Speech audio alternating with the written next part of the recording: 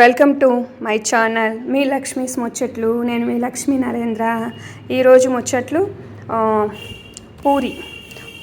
Puri with ఆలు శనగల curry ఎలా తయారు చేసుకుందామో చూద్దాం ఒకసారి. అంతకుముందు ఛానల్ ఇంకా ఎవరైనా సబ్స్క్రైబ్ చేసుకోకపోతే ప్లీజ్ సబ్స్క్రైబ్ చేసుకొని మీ లైక్ అండ్ కామెంట్తో మీ సపోర్ట్ని తెలియజేయండి. నా స్టైల్లో పూరీ కర్రీ కావాల్సినటువంటి ఇంగ్రీడియంట్స్: ఆనియన్స్ 6 తీసుకున్న చిన్న, పొటాటోస్ వచ్చేసి 4, క్యారెట్ చిన్నది, 1 టమాటా, 2 మిర్చి, నైట్ నానబెట్టుకున్నటువంటి వైట్ శనగలు. ఇవి టేస్ట్ భలే ఉంటుంది. చిటికెలో ముక్కలు రెడీ అయిపోయాయి. ఇక తాలింపు పెట్టుకొని కర్రీ చేసేసుకుందాం.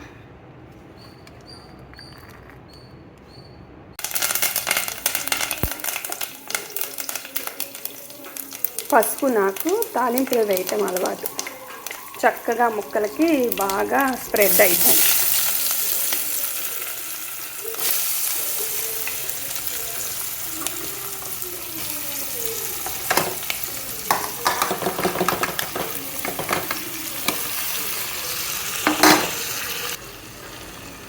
ఉప్పు రుచికి తగినంత.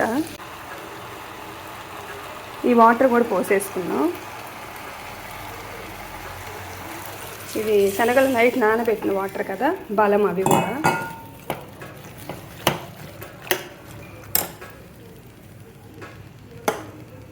శనగపిండి కూడా గ్రేవీ కోసం ఒక 2 స్పూన్స్ అన్నమాట.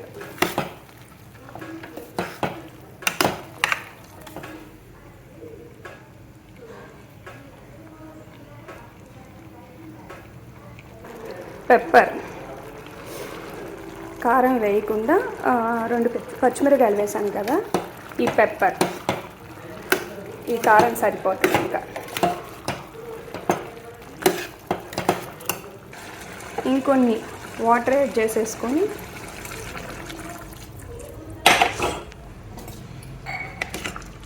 చక్కగా కుక్కర్ మూత పెట్టేసేసుకొని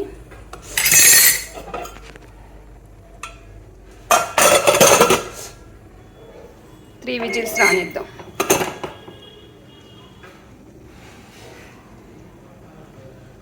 ఫైవ్ మినిట్స్లో కుక్కర్ 3 విజిల్స్ వచ్చేస్తాయి. 3 విజిల్స్ కూడా అవసరం లేదు, సిమ్లో అయితే సింగిల్ విజిల్ సరిపోతుంది. ఇవి వచ్చేసి ఈ వేస్టేజ్, ఇప్పుడు పూరీ కర్రీ చేసినటువంటి వేస్టేజ్ అంతా ఇది. ఇలా ఆనియన్స్, పొటాటోస్ అన్నీ వాటర్లో నానబెట్టేశాను.